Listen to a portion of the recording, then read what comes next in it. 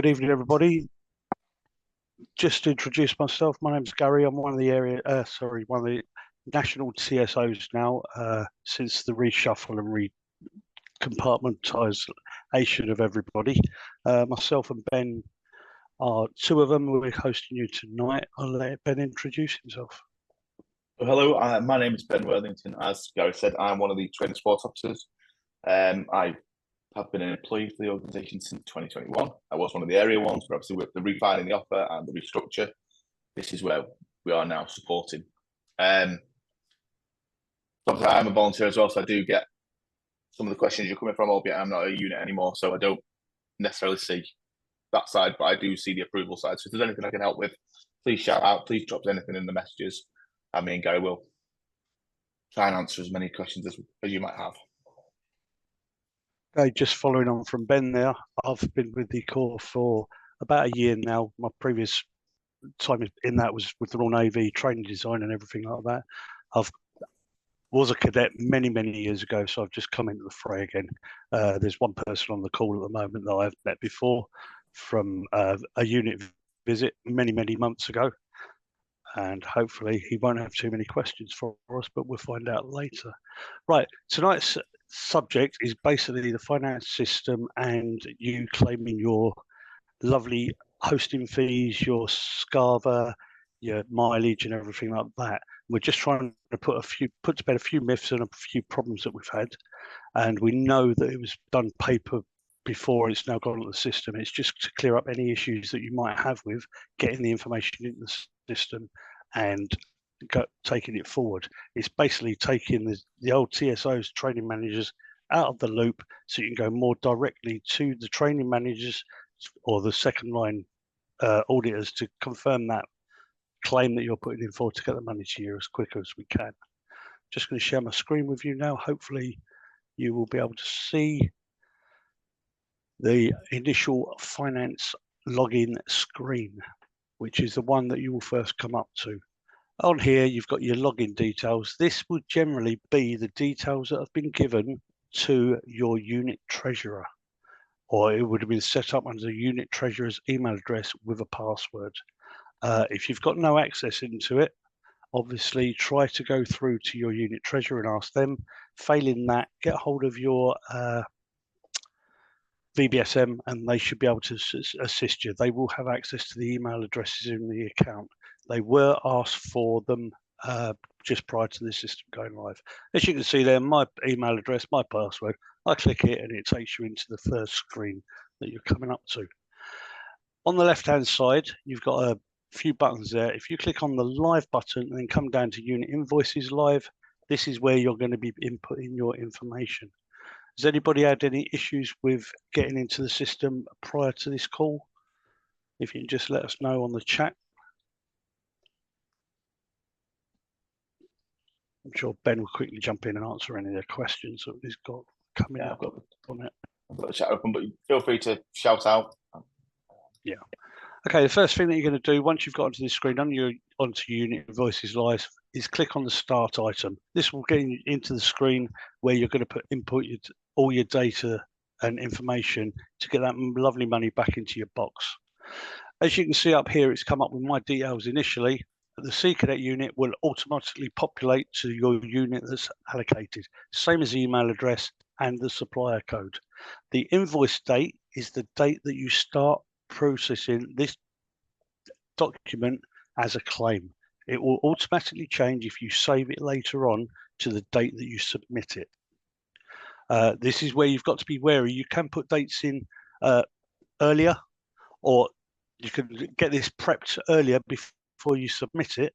It'll automatically default to the day that you put it in. This is where that 2-month window or 3-month window is where you can claim. You've got to be careful of it, because if you put a claim in that happened 3 months ago, that goes in, automatically changes, you'll lose it, or you'll be questioned why you're not getting the money. Invoice number, this is automatically populated now. You do not have to put an invoice number to get your claim underway. Okay, first one, description, just put in there a quick description of what you're claiming for. So on this one, I'm just going to put event hosting fees. So it's quick and easy to get it in there. The next one, department, there's a drop-down menu. You can either go in and type in what you require, and it should automatically default to certain ones, and you can select them that way. Or you can type it, or you can go to the drop down thing, scroll down, and select the one that you're after. You can use any of these, it doesn't really matter, it's only for a training one. As you come down, the next part, this is where you're putting the information in that you're going to be claiming for.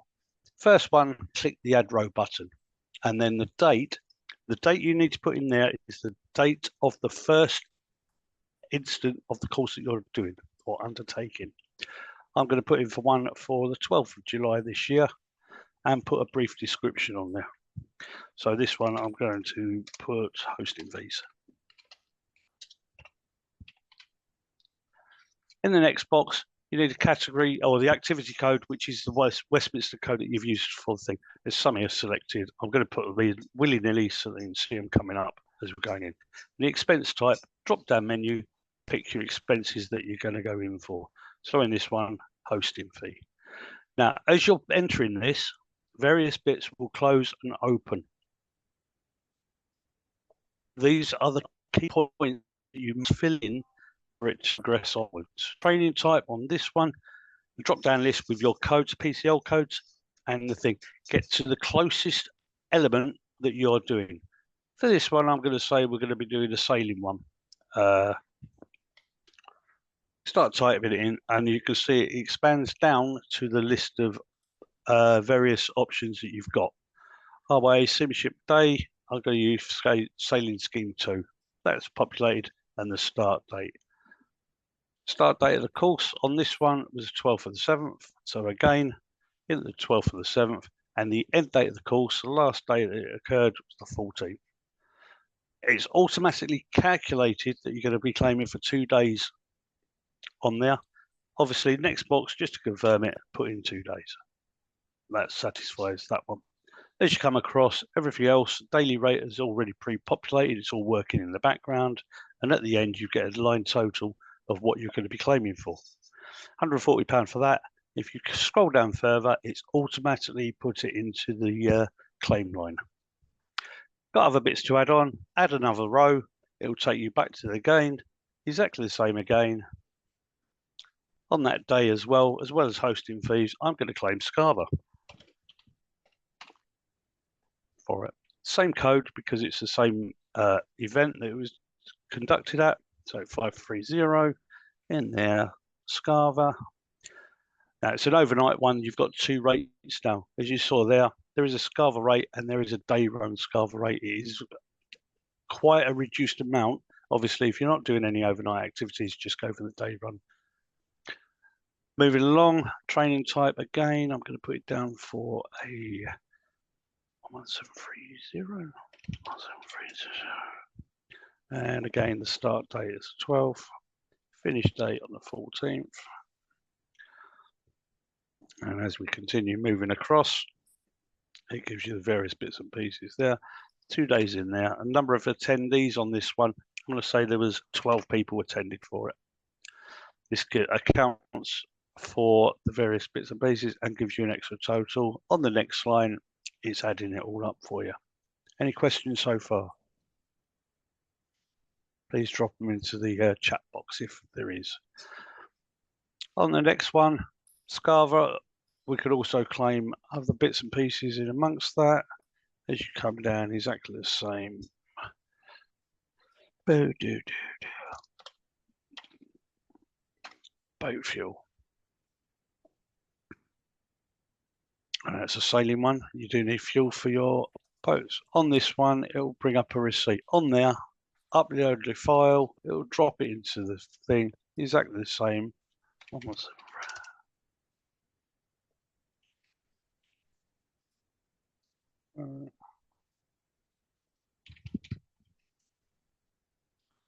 Amount of claim for the fuel, obviously that'll be the amount that's on the boat, £50. Moving along, it's completed that box for you as well, so there's no further information you need to put on that one. Anything else that we can add on to there, Ben? Looking at what you've got there, so you've got have you done mileage? No, not mileage yet. I'll do the mileage. So your minibus was used to get from your unit to where you're hosting the actual event. So mileage. Now this is doesn't matter about spelling. You can always go in and change it if you later. It's been a long day today. Central. 500. Okay, on this one, as you come down, you've got several different ways of claiming mileage. You can change your fuel, you can travel for hire vehicles, mileage, or public transport. I'm going to use mileage for this one. As you come along, train type again.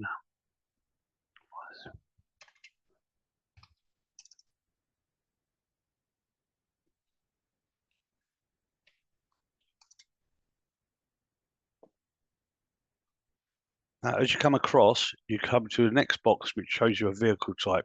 In here, there's 4 different vehicles now. You've got a basic car, up to 4 passengers, your car with a trailer, a minibus, and a Westminster registered minibus. Now, the minibus will give you 45 pence per mile claim on that one. If your minibus is registered on Westminster, has a unit asset, and it's all in there registered, etc., and everything like that. If you look, the rate goes up to 70 pence. That's to counteract the extra cost with getting the extra servicing and checks done on it to cover the section permit that was required for a unit minibus. Again, postcode, put the postcode in where you're going from and where you're going to.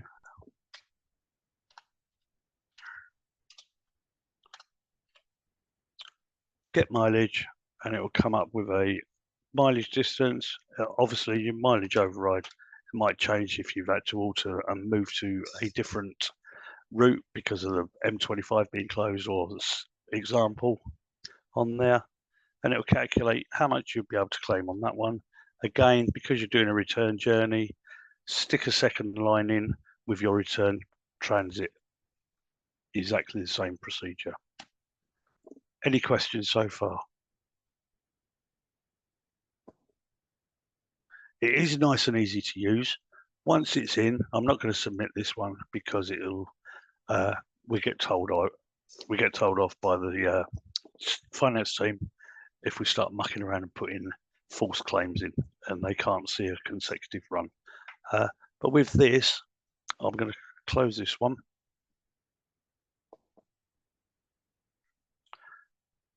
And hopefully I can go into some that have already been processed on here. No, I haven't got any. Ben, you might have to do that part where you can go in and see the bits. Using yours.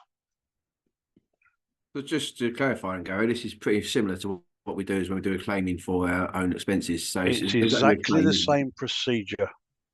Exactly the same procedure when you're claiming for your expenses. They've actually designed it that way because a lot of volunteers will know how to claim their own expenses back.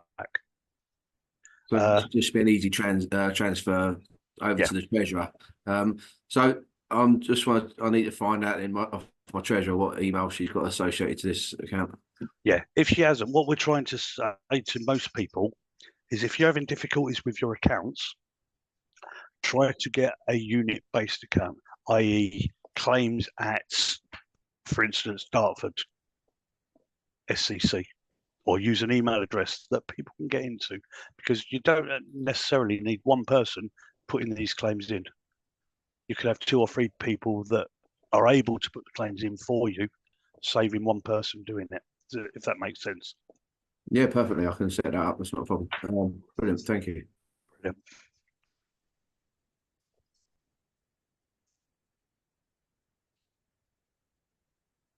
Can you go through the actions on that, Ben? Yes, sure. Yeah. I'm just I'll double stop checking. sharing, all yours. Super. 1 second. Let me load this up now.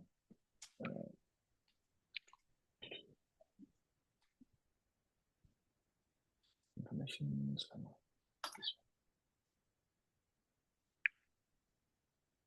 Can you see that? Wonderful. Okay, so This is very similar. So if you're a tier 1 approver, so a district officer who is a tier 1 approver, this is where it'll go. It'll come into here, and it's very, very much the same as you would do a volunteer expenses claim. So in fact, these are the two I created and got in trouble for creating, but they're good for showing the information. I was told I wasn't allowed to delete them because that would cause issues. So similar with a volunteer expense, if there's an issue with it, or there's something missing, or it's not the right PCL code, we can send it back to the unit, or to the treasurer, and we would put a comment in. So like this one is, check the dates, because the dates don't match, for example, this dummy activity. When you click that, it goes in there. But also when you look at history,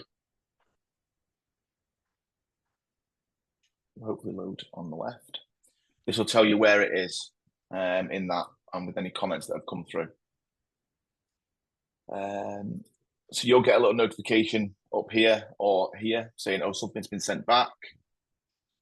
And I think that's it in terms of that. And obviously, when it gets sent back to you, you're the only person who can edit the certain lines, namely these bits and pieces. The tier 2 and tier 1 approver can't change them.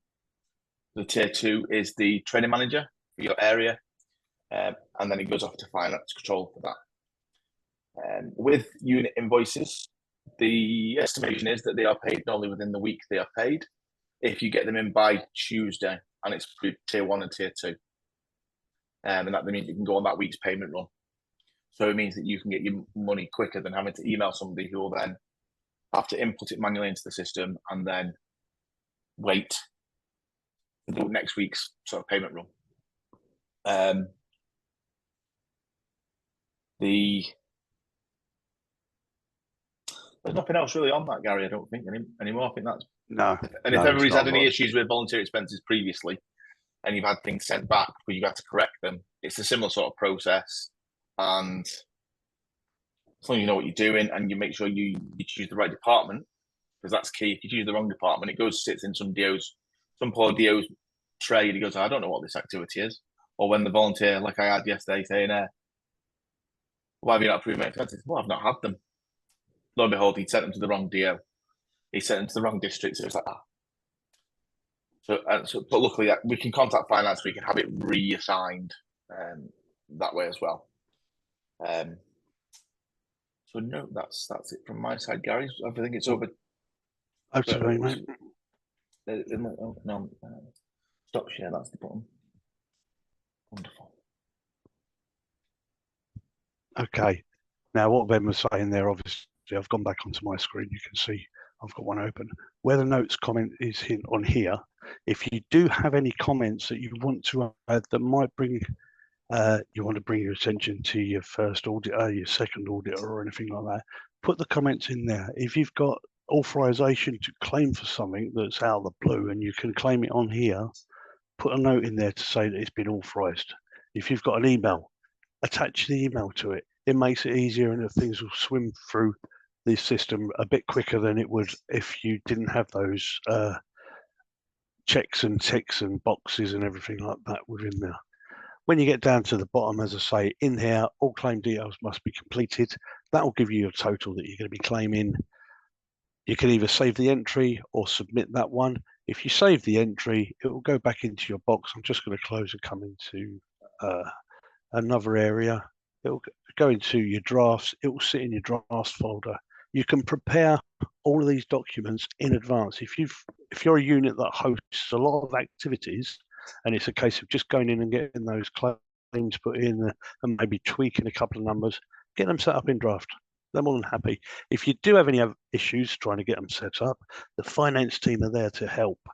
I'm not sure if any of you have seen the unit invoice guide at all. There is one available.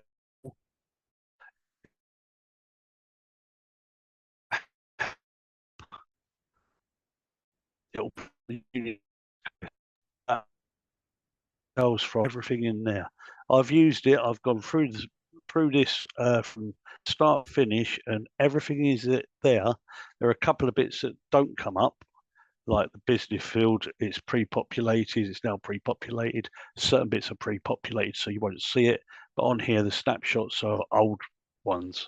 But the system still does work. If anybody wants a copy of that, I can drop it into the chat box now, so you can take a copy of it now. But it is available within the finance system itself. Okay, there's a copy of that one in there now for you all. Is that also to be found on TNA at all? It's not on the TNA. The only way you can get into that is through unit invoice, through finances. We are planning or trying to get it up onto there, but I think the only appetite is because it's within this system, it's in there, you can see it, you can use it. That's why we're giving you a copy on there at the moment, so you can have a look at, download, or whatever you want to do with it. But don't forget that might get updated, so it might go out of date at some point.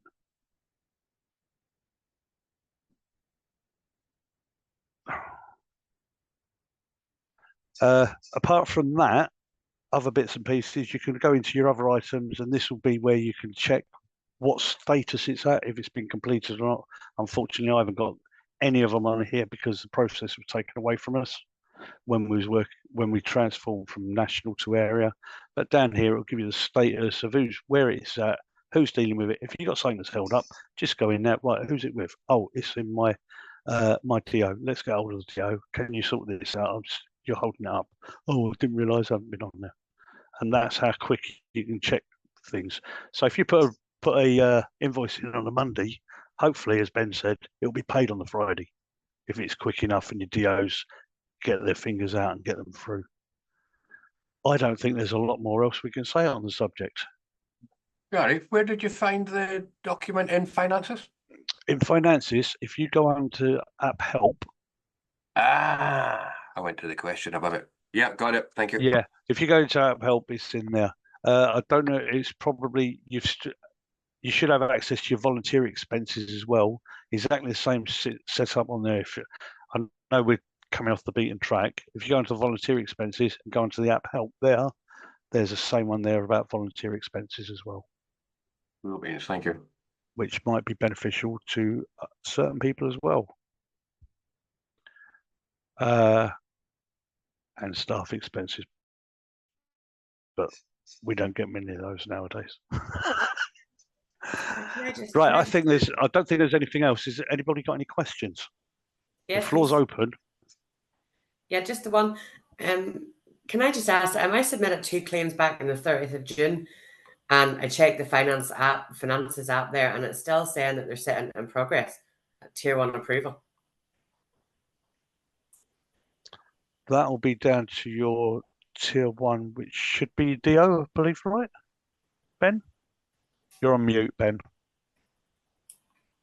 So that would be Rob should still have that on his finances apps. That'll be Robert. Mm-hmm. So unless he's not checked, because you do get emails with it, that pop through when somebody submitted a claim. So you should have a track of it. Okay. And this was via the finances apps, but not via a normal manual invoice. Mm-hmm. Okay. Yeah, it was two lines done on the finances app, one for Armed Forces Day and then one for a mountain bike training course that we did the transport for the 3 days. So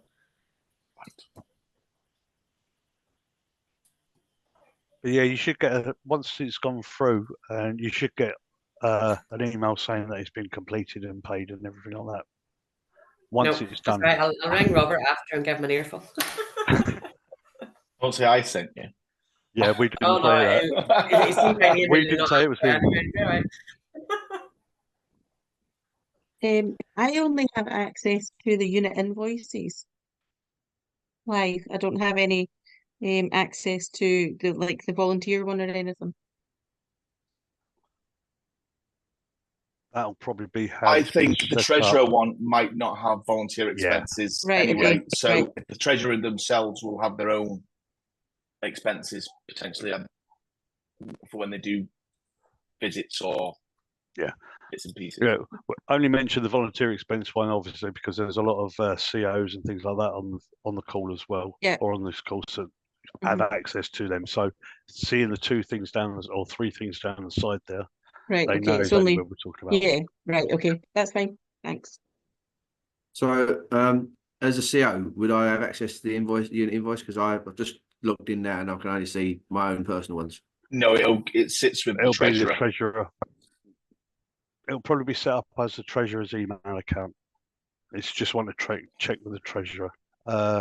This is why we're trying to say to people, if you can get a unit email address that everyone can access or everyone's able to use or certain people can use with the password, it's easier to do it that way.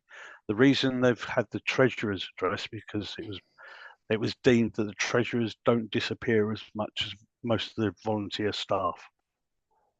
They're in post more longer than most volunteers, which is why they decided to use their email addresses. If your treasurer has moved on, as I said earlier in the call, contact your VPSM or the finance team to get a new email address put in place and get it all reset up again.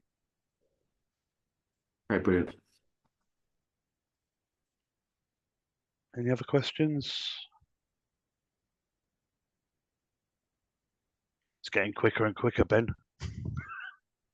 So this recording will get put on the TNA once we've established what page we can use on the TNA to put these. So as soon as what we'll do is we've got everybody's email address who's attended, so we'll obviously send them out the email to confirm where it is on the TNA. So obviously if you want to go back and check it again, that's absolutely fine. But yeah, no, I think that covers a lot of it anyway.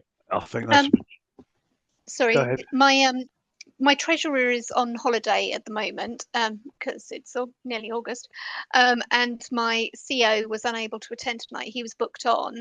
Will they be able to watch this recording back? Are you able to email a link to me? Yes, to share, that's what Ben was just saying just now. Yeah. Once we find out where we can put it on the TNA, Oh, so you have to store it. Okay. Yeah, all of the training spotlights that we're conducting as training support officers will be up there for people to go in and revisit, review, and everything like that. This is the 3rd episode of this one that we've been delivered. It is the and third as I say, version, it's yeah. getting better and better because we know what we're talking about more now. No, we're trying to get the message across. It's not as bad as it looks. It is quite easy to get the information in there once you know where things have got to go. A lot of workings in the background on the system will provide all of the costings, all of the fees. It will calculate it all for you and come out at the end with that grand total that you're going to be claiming. And as we said, it's pretty quick to get it through the system now. If we put it on Monday and it gets approved straight through, you can get the payment in on Friday. You get the remittance on a Thursday from MSFC. Yeah. Remittance. Yeah. Wonderful. Thank you very much for coming. Hope we've answered any questions. If you've got any, you've got our email address. If there's anything that we may have missed, please feel free to drop us a message and we will gladly answer. If it's something we can't answer, we do have a chance to pester the RFMs because we do like to do that. Sorry, all I the just time. need one more wee one. I think I missed it earlier on. One of my claim was for the minibus, but I noticed you used a drop down for transport with minibus Westminster. What's the difference? Westminster one, it's got to be registered as a unit asset on Westminster to be able to claim that one. Oh, it is. Okay. Yeah. If it's not down on Westminster as a unit asset, it'll be probably a new claim for a unit asset. It'll be turned around. They will be checking bits and pieces like that. The extra funding or the extra payment for that is basically to assist units with the extra costs for the section permits. Yeah. And the checks and that, which we did mention earlier on. Yeah, no, that's fine. Thank you. And the trailer rate is only on cars now, not on minibuses. That's the 3rd time it's come up now. Yeah, It doesn't seem to be on finances at the minute, Robbie, but we no units do tow trailers. Because, or however, I do believe there is an issue because say you have a 17-seater minibus and you put minibus and 17 passengers, the rate doesn't stop. If you see what I'm saying, it keeps on going. So I think that's a bug that they need to iron out, because obviously that's why you get paid a minibus rate, which is set at a minimum of 5 passengers to claim that.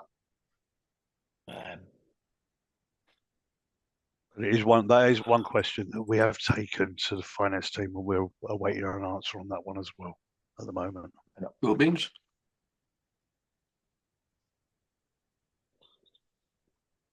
Okay, if there's no further questions, thank you for your time. It's been a pleasure to